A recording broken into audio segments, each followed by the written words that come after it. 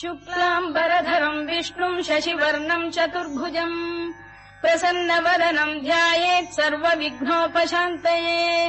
व्यासम् वसिष्ठनप्तारम् शक्तेः पौत्रमकल्मषम् पराशरात्मजम् वन्दे शुकतातम् तपोनिधिम् व्यासाय विष्णुरूपाय व्यासरूपाय विष्णवे नमो वै ब्रह्मनिधये वासिष्ठाय नमो नमः अविकाराय शुद्धाय नित्याय परमात्मने सदैकरूपरूपाय विष्णवे सर्वजिष्णवे यस्य स्मरणमात्रेण जन्म संसारबन्धनात् विमुच्यते नमस्तस्मै विष्णवे प्रभविष्णवे ॐ नमो विष्णवे प्रभविष्णवे श्रीवैशम्पायन उवाच श्रुत्वा धर्मानशेषेण पावनानि च सर्वशः युधिष्ठिरः शान्तनवम् पुनरेवाभ्यभाषत युधिष्ठिर उवाच किमेकम् दैवतम् लोके किम् वाप्येकम् परायणम् स्तुवन्तः कङ्कमर्चन्तः प्राप्नुयुर्मानवा शुभम् को धर्मः सर्वधर्माणाम् भवतः परमो मतः किम् जपन्मुच्यते जन्तुर्जन्म संसारबन्धनात् श्रीभीष्म उवाच जगत्प्रभुम् देवदेवमनन्तम् पुरुषोत्तमम् स्तुवन्नाम सहस्रेण पुरुषः सततोत्थितः तमेव चार्चयन्नित्यम् भक्त्या पुरुषमव्ययम् ध्यायम् स्तुवन् नमस्यम् च यजमानस्तमेव च अनादिनिधनम् विष्णुम् सर्वलोकमहेश्वरम् लोकाध्यक्षम् स्तुवन्नित्यम् सर्वदुःखातिगो भवेत् ब्रह्मण्यम् सर्वधर्मज्ञम् लोकानाम् कीर्तिवर्धनम् लोकनाथम् महद्भूतम् सर्वभूतभवोद्भवम् एष मे सर्वधर्माणाम् धर्मोऽधिकतमो मतः यद्भक्त्या पुण्डरीकाक्षम् स्तवैरच्चेन्नरः सदा परमम् यो महत्तेजः परमम् यो महत्तपः परमम् यो महद्ब्रह्म परमम् यः परायणम् पवित्राणाम् पवित्रम् यो मङ्गलानाम् च मङ्गलम् दैवतम् देवतानाम् च भूतानाम् यो व्ययपिता यतः सर्वाणि भूतानि भवन्त्यादियुगागमे यस्मिंश्च प्रलयम् यान्ति पुनरेव युगक्षये तस्य लोकप्रधानस्य जगन्नाथस्य भूपते विष्णोर्नाम सहस्रम् मे शृणु पापभयापहम् यानि नामानि गौणानि विख्यातानि महात्मनः ऋषिभिः परिगीतानि तानि वक्ष्यामि भूतये ऋषिर्नाम्नाम् सहस्रस्य वेदव्यासो महामुनिः छन्दोऽनुष्टुप् तथा देवो भगवान् देवकीसुतः अमृताम् शुद्भवो बीजम् शक्तिर्देवकी नन्दनः त्रिसामाहृदयम् तस्य शान्त्यर्थे विनियुज्यते विष्णुम् जिष्णुम् महाविष्णुम् प्रभविष्णुम् महेश्वरम् अनेकरूपदैत्यान्तम् नमामि पुरुषोत्तमम् अस्य श्रीविष्णोर्दिव्यसहस्रनामस्तोत्रमहामन्त्रस्य श्रीवेदव्यासो भगवान् ऋषिः अनुष्टुप्छन्दः श्रीमहाविष्णुः परमात्मा श्रीमन्नारायणो देवता अमृतांशुद्भवो भानुरिति बीजम् देवकी नन्दन श्रेष्ठेति शक्तिः उद्भवः क्षोभणो देव इति परमो मन्त्रः शङ्खबृन्नन्दकी चक्रीति कीलकम् शार्ङ्गधन्वा गदाधर इत्यस्त्रम् रथाङ्गपाणिरक्षोभ्य इति नेत्रम् त्रिसामासामजः सामेति कवचम् आनन्दम् परब्रह्मेति योनिः ऋतुः सुदर्शनकाल इति दिग्बन्धः श्रीविश्वरूप इति ध्यानम् श्रीमहाविष्णुप्रीत्यर्थे सहस्रनाम जपे विनियोगः ध्यानम् क्षीरोदन्वत्प्रदेशे शुचिमणिविलसत्सैकते मौक्तिकानाम् माला क्लुप्तासनस्थस्फटिकमणिनिभैर्मौक्तिकैर्मण्डिताङ्गः शुभ्रैरभ्रैरदभ्रैरुपरि विरचितैर्मुक्तपीयूषवर्षैः आनन्दीन पुनीयादरिनलिन गदा शङ्खपाणिर्मुकुन्दः भूः पादौ यस्य नाभिर्वियदसुरनिलश्चन्द्रसूर्यौ च नेत्रे कर्णावाशा शिरोद्यौर्मुखमपि दहनो यस्य वास्तेयमब्धिः अन्तस्थम् यस्य विश्वम् सुरनरखगो भोगि गन्धर्व दैत्यैः चित्रम् रम्यते तम् त्रिभुवन वपुषम् विष्णुमीशम् नमामि। ॐ नमो भगवते वासुदेवाय। शान्ताकारम् भुजगशयनम् पद्मनाभम् सुरेशम् विश्वाधारम् गगनसदृशम् मेघवर्णम् शुभाङ्गम् लक्ष्मीकान्तम् कमलनयनम् योगिहृद्ध्यानगम्यम् वन्दे विष्णुम् भवभयहरम् सर्वलोकैकनाथम् मेघश्यामम् पीतकौशेयवासम् श्रीवत्साङ्कम् कौस्तुभोद्भासिताङ्गम् पुण्योपेतम् पुण्डरीकायताक्षम् विष्णुम् वन्दे सर्वलोकैकनाथम् नमः समस्तभूतानामादिभूताय भूभृते अनेकरूपरूपाय विष्णवे प्रभविष्णवे सशङ्खचक्रम् सकिरीटकुण्डलम् सपीतवस्त्रम् सरसीरुभेक्षणम् सहारवक्षस्थलशोभिकौस्तुभम् नमामि विष्णुम् शिरसा चतुर्भुजम् छायायाम् पारिजातस्य हेमसिंहासनोपरि आसीनमम्बुदश्याममायताक्षमलङ्कृतम् चन्द्राननम् चतुर्बाहुम् श्रीवत्साङ्कितवक्षसम् रुक्मिणी सत्यभामाभ्याम् सहितम् कृष्णमाश्रये।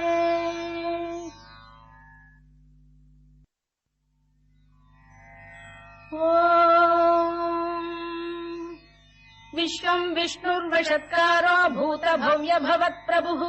भूतकृद्भूतभृद्भावो भूतात्मा भूतभावनः भूतात्मा परमात्मा च मुक्तानाम् परमागतिः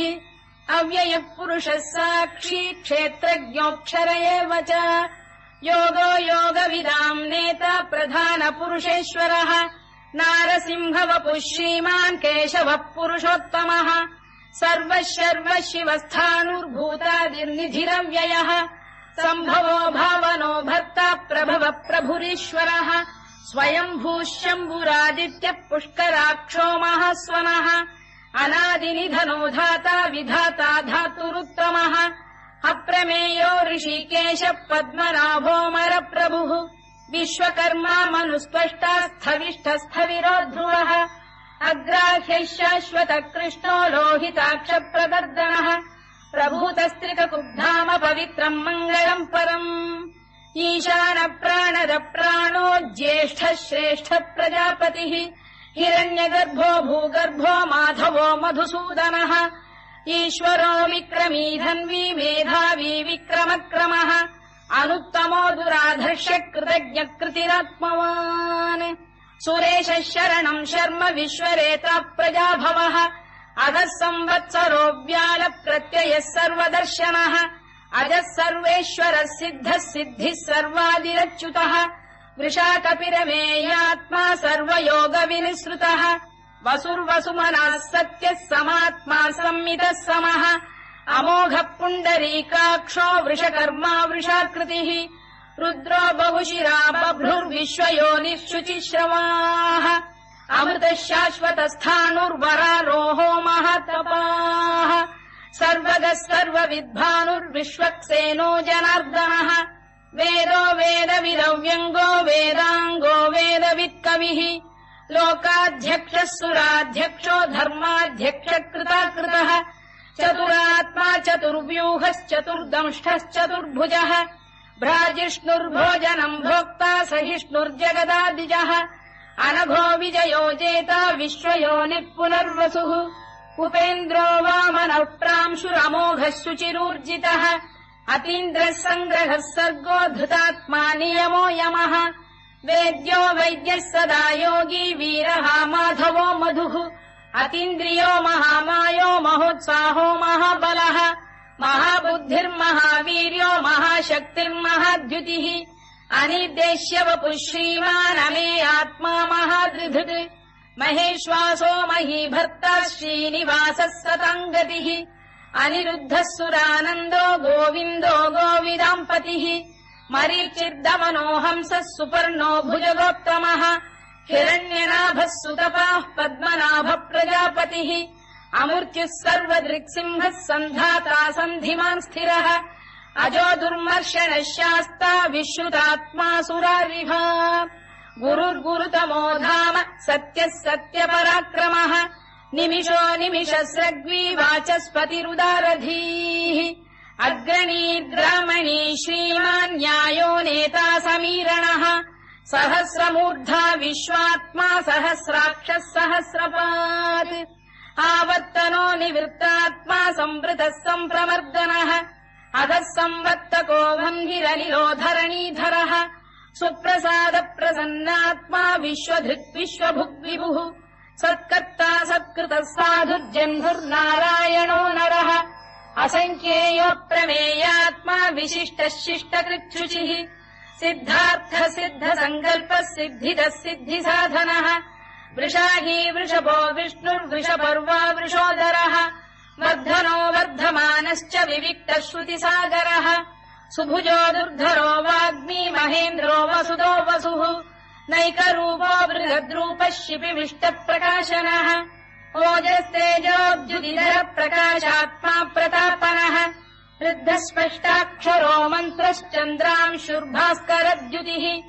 अमृतांशुद्भवो भानुः शशबिन्दुः सुरेश्वरः औषधम् जगतः सेतुः सत्यधर्मपराक्रमः भूतभव्यभवन्नाथ पवनः पावनो नरः कामः कामकृत्कान्तः कामः कामप्रदप्रभुः युगादिकृद्युगावर्तो नैकमायो महाशनः अदृश्यो व्यक्तरूपश्च सहस्रजिदनन्तजित् इष्टो विशिष्टः शिष्टेष्टः शिखण्डी नघुषो वृषः क्रोधः क्रोधकृत्कर्ता विश्वबाहुर्महीधरः अच्युत प्रथित प्राण प्राणदो वासवानुजः अपाम् निधिरधिष्ठानमप्रमत्त प्रतिष्ठितः स्कन्द स्कन्दधरो धुर्यो वरदो वायुवाहनः वासुदेवो बृहद्भानुरादिदेवः पुरन्दरः अशोकस्तारणस्तारः शूरः शौरिर्जनेश्वरः अनुकूलः शतावर्तः पद्मी पद्मनिभेक्षणः पद्मनाभोरविन्दाक्षः पद्मगर्भः शरीरभृत् महर्धिर्वृद्धो वृद्धात्मा महाक्षो गरुडध्वजः अतुलः शरभो भीमः समयज्ञो हविर्हरिः सर्वलक्षणलक्षण्यो लक्ष्मीवान् समितिञ्जयः विक्षरो रोहितो मार्गो हेतुर्दामोदरः सः महीधरो महाभागो वेगवानमिताशनः उद्भवः क्षोभणो देवः श्रीगर्भः परमेश्वरः करणम् कारणम् कर्ता विकर्ता गहनो गुहः व्यवसायो व्यवस्थानः संस्थानस्थानदो ध्रुवः परद्धिः परमस्पष्टः तुष्टः पुष्टः शुभेक्षणः रामो विरामो विरतो मार्गो नेयोनयोनयः वीरः शक्तिमताम् श्रेष्ठो धर्मो धर्मविदुत्तमः वैकुण्ठः पुरुष प्राण प्राणद प्रणव पृतुः हिरण्यगर्भः शत्रुघ्नो व्याप्तो वायुरधोक्षजः ऋतुः सुदर्शनकालः परमेष्ठी परिग्रहः उग्रः संवत्सरो दक्षो विश्रामो विश्वदक्षिणः विस्तारस्थावरस्थाणुः प्रमाणम् बीजमव्ययम् अर्थोऽनर्थो महाकोशो महाभोगो महाधनः अनिर्विण्णस्थविष्ठो भूर्धर्मयूपो महामखः नक्षत्रनेमिर्नक्षत्री क्षमः क्षामः समीहनः यज्ञयुज्यो महेद्यश्च क्रतुः सत्रम् सताम् गतिः सर्वदर्शी विमुक्तात्मा सर्वज्ञो ज्ञानमुत्तमम् सुव्रतः सुमुखः सूक्ष्मः सुघोषः सुखरः सुहृद् मनोहरोजितक्रोधो वीरबाहुर्विदारणः स्वापनः स्ववशो व्यापी नैकात्मानैककर्मकृत् वत्सरो वत्सलो वत्सी रत्नगर्भोधनेश्वरः धर्मकुग्धर्मकृद्धर्मी सदसक्षरमक्षरम् अविज्ञाता सहस्रांशुर्विधाता कृतलक्षणः दभस्तिनेमिः सत्तस्तः सिंहो भूतमहेश्वरः आदिदेवो महादेवो देवेशो देवभृद्गुरुः उत्तरो गोपतिर्गोप्ता ज्ञानगम्यः पुरातनः शरीरभूतभृद्भोक्ता कपीन्द्रो भूरि दक्षिणः सोमपोऽमृतपः सोमः पुरुजिः पुरुसत्तमः विनयो जयः सत्यसन्धो दाशार्हः सात्वताम् पतिः जीवो विनयिता साक्षी मुकुन्दोमित विक्रमः अम्भोनिधिरनन्तात्मा महोदधिशयोऽन्तकः अजो महार्घ स्वाभाव्यो जिता मित्र प्रमोदनः आनन्दो नन्दनो नन्दः सत्यधर्मा त्रिविक्रमः महर्षि कपिलाचार्य कृतज्ञो मेदिनीपतिः त्रिपदस्त्रिदशाध्यक्षो महाशृङ्गकृतान्तकृत् महावराहो गोविन्दः सुषेणः कनकाङ्गिनी गुह्यो गभीरो गहनो गुप्तश्चक्रगदाधरः मेधास्वाङ्गो जितः कृष्णो दृढः सङ्कर्षणोच्युतः वरुणो वारुणो वृक्षः पुष्कराक्षो महामनाः भगवान् भगहानन्दी वनमाली हलायुधः आदित्यो ज्योतिरादित्यः सहिष्णुर्गतिसप्तमः सुधन्वाखण्ड परशुर्दारुणो द्रविणप्रदः दिवस्पृक् सर्वदृक्व्यासो वाचस्पतिरयो निजः त्रिसामासामगः साम निर्वाणम् भेषजम् भिषज सन्न्यासकृच्छमः शान्तो निष्ठा शान्तिपरायणम् शुभाङ्गः शान्तिदः स्रष्टा कुमुदः कुवलेशयः गोहितो गोपतिर्गोप्ता वृषभाक्षो वृषप्रियः अनिवर्ती निवृत्तात्मा संक्षेप्ता क्षेमकृत् शिवः श्रीवत्सवक्षः श्रीवासः श्रीपतिः श्रीमताम्बरः श्रीधः श्रीशः श्रीनिवासः श्रीनिधिः श्रीविभावनः श्रीधर श्रीकर श्रेयः श्रीमान् लोकत्रयाश्रयः स्वक्षः स्वङ्गः शतानन्दो नन्दिर्ज्योतिर्गणेश्वरः विजितात्मा विधेयात्मा सत्कीर्तिश्छिन्न संशयः उदीर्णः सर्वतश्चक्षुरनीशः शाश्वतस्थिरः भूषयो भूषणो भूतिर्विशोकः शोकनाशनः अर्चिष्मानर्चितः कुम्भो विशुद्धात्मा विशोधनः अनिरुद्धो प्रतिरथ प्रद्युम्नोमित विक्रमः कालनेमिनिहा वीरः शौरिः शूरजनेश्वरः त्रिलोकात्मा त्रिलोकेशः केशवः केशिहा हरिः कामदेवः कामपालः कामी कान्तकृतागमः अनिर्देश्य वपुर्विष्णुर्वीरोऽनन्तो धनञ्जयः ब्रह्मण्यो ब्रह्मकृद्ब्रह्मा ब्रह्म ब्रह्मविवर्धनः ब्रह्मविब्राह्मणो ब्रह्मी ब्रह्मज्ञो ब्राह्मणप्रियः महाक्रमो महाकर्मा महातेजा महोरगः महाक्रतुर्महायज्वा महायज्ञो महाहविः स्तव्यस्तव प्रियस्तोत्रम् स्तुतिस्तोतारणप्रियः पूर्णः पूरयिता पुण्यः पुण्यकीर्तिरनामयः मनोजवस्तीर्थकरो वसुरेता वसुप्रदः वसुप्रदो वासुदेवो वसुर्वसुमनाहविः सद्गतिः सत्कृतिः सत्ता सद्भूतिः सत्परायणः शूरसेनो यदुश्रेष्ठः सन्निवासः सुयामुनः भूतावासो वासुदेवः सर्वासु निलयो नलः दर्पः दर्पदो दृप्तो दुर्धरोऽथा पराजितः विश्वमूर्तिर्महामूर्तिर्दीप्तमूर्तिरमूर्तिमान् अनेकमूर्तिरव्यक्तः शतमूर्तिः शताननः एकोनैकः सवक् किम् यत्तत्पदमनुत्तमम् लोकबन्धुर्लोकनाथो माधवो भक्तवत्सलः सुवर्णवर्णो हेमाङ्गो वराङ्गश्चन्दनाङ्गदी वीरः विषमः शून्यो घृता शीरचरश्चलः अमानी मानदो मान्यो लोकस्वामी त्रिलोकधृत् सुमेधा मेधजो धन्यः सत्यमेधाधराधरः तेजो वृषोद्युतिधरः सर्वशत्रुभृताम्बरः प्रग्रहो निग्रहो व्यग्रो नैकशृङ्गो गदाग्रजः चतुर्मूर्तिश्चतुर्बाहुश्चतुर्व्यूहश्चतुर्गतिः चतुरात्मा चतुर्भावश्चतुर्वेदविदेकपात् समावर्तो निवृत्तात्मा दुर्जयो दुरतिक्रमः दुर्लभो दुर्गमो दुर्गो दुरावासो दुरारिः शुभाङ्गो लोकसारङ्गः सुतन्तु वर्धनः इन्द्रकर्मा महाकर्मा कृतकर्मा कृतागमः उद्भवः सुन्दरः सुन्दरो रत्ननाभः सुलोचनः अर्को वाजसनः शृङ्गी जयन्तः सर्वविजयी सुवर्णबिन्दुरक्षोभ्यः सर्ववागीश्वरेश्वरः महाह्रदो महागर्तो महाभूतो महानिधिः कुमुदः कुन्दरः कुन्दः पर्जन्यः पावनो निलः अमृताशोऽमृतवपुः सर्वज्ञः सर्वतोमुखः सुलभः सुव्रतः सिद्धः शत्रुजिच्छत्रुतापनः न्यग्रोधोदुम्बरोश्चतश्चाणूरान्ध्रैषूदनः सहस्रार्चिः सप्तजिह्वः सप्तैधा सप्तवाहनः अमूर्तिरनघोचिन्त्यो भयगृद्भयनाशनः अणुबृहत्कृशस्थूलो गुणभृन्निर्गुणो महान् अधृतस्वधृतस्वास्य प्राग्वंशो वंशवर्धनः धारभृत्कथितो योगी योगीशः सर्वकामदः आश्रमश्रमणः क्षामः सुपर्णो वायुवाहनः धनुर्धरो धनुर्वेदो दण्डो दमयिता दमः अपराजितः सर्वसहो नियन्ता नियमो यमः सत्त्ववान् सात्विकः सत्यः सत्यधर्मपरायणः अभिप्रायप्रियार्होः प्रियकृत्प्रीतिवर्धनः विहाय सगदिर्ज्योतिः सुरुचिर्कुतभुग्विभुः रविर्विरोचनः सूर्यः सवितारविलोचनः अनन्तो हुतभुग्भोक्ता सुखदो नैकजोऽग्रजः अनिर्विण्णः सदामर्षी लोकाधिष्ठानमद्भुतः सनात्सनातनतमः कपिलः कपिरव्ययः स्वस्तिदः स्वस्तिकृत् स्वस्ति स्वस्ति भुक् स्वस्ति दक्षिणः अरौद्रः कुण्डली चक्री विक्रम्यूर्जितशासनः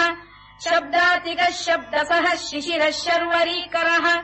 अक्रूरपेशलो दक्षो दक्षिणः क्षमिणाम्बरः विद्वत्तमो वीतभयः पुण्यः श्रवणकीर्तनः उत्तारणो दुष्कृतिः पुण्यो दुःस्वप्ननाशनः वीरः रक्षणः सन्तो जीवनः पर्यवस्थितः अनन्तरूपोऽनन्तः श्रीर्जितमन्युर्भयापहः चतुरश्रो गभीरात्मा विदिशो व्यादिशो दिशः अनाधिर्भूर्भुवो लक्ष्मी सुवीरो रुचिराङ्गदः जननो जनजन्मादिर्भीमो भीमपराक्रमः आधारनिलयो धाता पुष्पहास प्रजागरः ऊर्ध्वगः सत्पथाचार प्राणद प्रणवप्रणः प्रमाणम् प्राणनिलय प्राणभृत्प्राणजीवनः तत्त्वम् तत्त्वविदेकात्मा जन्म मृत्युजरातिगः भूर्भुवः स्वस्तरुस्तारः सविता प्रपितामहः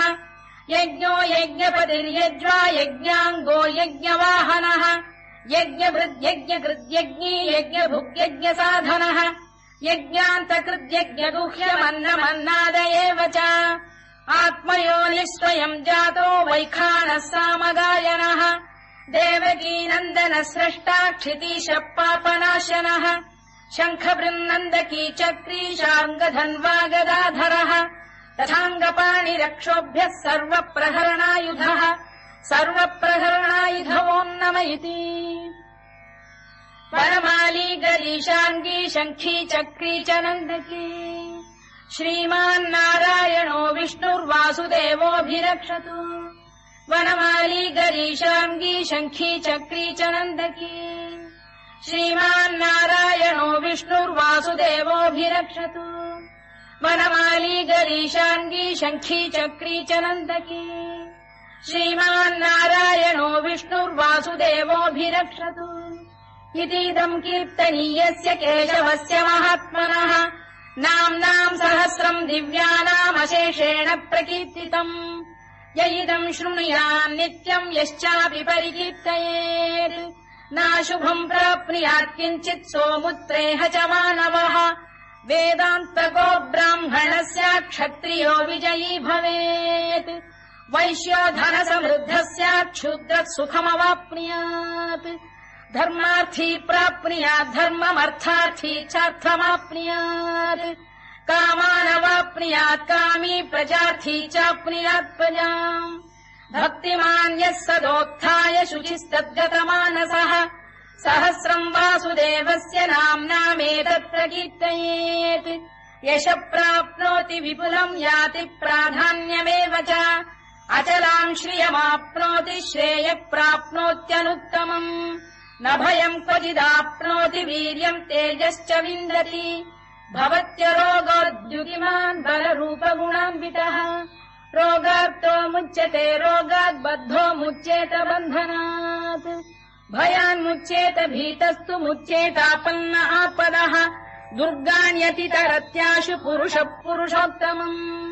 सुवन्नाम सहस्रेण नित्यम् भक्तिसमन्वितः वासुदेवाश्रयो मर्त्यो वासुदेवपरायणः सर्वपापविशुद्धात्मा याति ब्रह्म सनातनम् न वासुदेव भक्तानामशुभम् विद्यते क्वचित् जन्म मृत्युजराव्याधि भयम् नैवोपजायते इमम् स्तवमधीयानः श्रद्धा भक्तिसमन्वितः युज्येतात्मसुखक्षान्तिः श्रीधृतिस्मृतिकीर्तिभिः न क्रोधो न च मात्सर्यम् न लोभो न शुभामतिः भवन्ति कृतपुण्यानाम् भक्तानाम् पुरुषोत्तमे द्यौः स चन्द्रार्कनक्षत्राखम् दिशो भूर्महो दधिः वासुदेवस्य वीर्येण विधृतानि महात्मनः ससुरासुरगन्धर्वम् स यक्षोरगराक्षसम् जगत्वशे वर्ततेदम् कृष्णस्य सचराचरम् इन्द्रियाणि मनो बुद्धिः सत्त्वम् तेजो बलम् धृतिः वासुदेवात्मकान्याहुः क्षेत्रम् क्षेत्रज्ञ एव च सर्वागमानामाचार प्रथमम् परिकल्पते आचार प्रभवो धर्मो धर्मस्य प्रभुरच्युतः ऋषयः पितरो देवा महाभूतानि धातवः जङ्गमा जङ्गमम् चेदम् जगन्नारायणोद्भवम् योगो ज्ञानम् तथा साङ्ख्यम् विद्या शिल्पादिकर्म च वेदाः शास्त्राणि विज्ञानमेतत् सर्वम् जनार्दनात् एको विष्णुर्महद्भूतम् पृथग्भूतान्यनेकशः त्रीन् लोकान् व्याप्य भूतात्मा भुङ्क्ते विश्वभुवव्ययः इमम् स्तवम् भगवतो विष्णोर्व्यासेन कीर्तितम् पठेद्य इच्छेत् पुरुषः श्रेयत् प्राप्तुम् सुखानि च विश्वेश्वरमजम् देवम् जगतः प्रभुमव्ययम्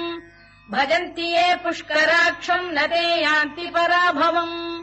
न ते यान्ति पराभवम् वोन्नम इति अर्जुनोवाच पद्मपत्र विशालाक्ष पद्मनाभसुरोत्तम भक्तानामनुरक्तानाम् त्राता भव जनार्दन श्रीभगवानुवाच यो माम् नाम सहस्रेण स्तोतुमिच्छति पाण्डव सोऽहमेकेन श्लोकेन स्तुत एव न संशयः स्तुत एव न संशयोन्नम इति व्यासोवाच वासनाद्वासुदेवस्य वासितम् भुवनत्रयम् सर्वभूतनिवासोऽसि वासुदेव नमोऽस्तु ते वासुदेव नमोऽस्तु ते ओन्नम इति पार्वत्युवाच केनोपायेन लघुना विष्णोर्नाम सहस्रकम्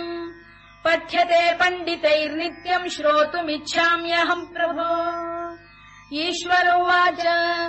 श्रीराम राम रामेति रमे रामे मनोरमे सहस्रनाम तत्तुल्यम् राम नाम वरानने श्रीराम राम रामेति रमे रामे मनोरमे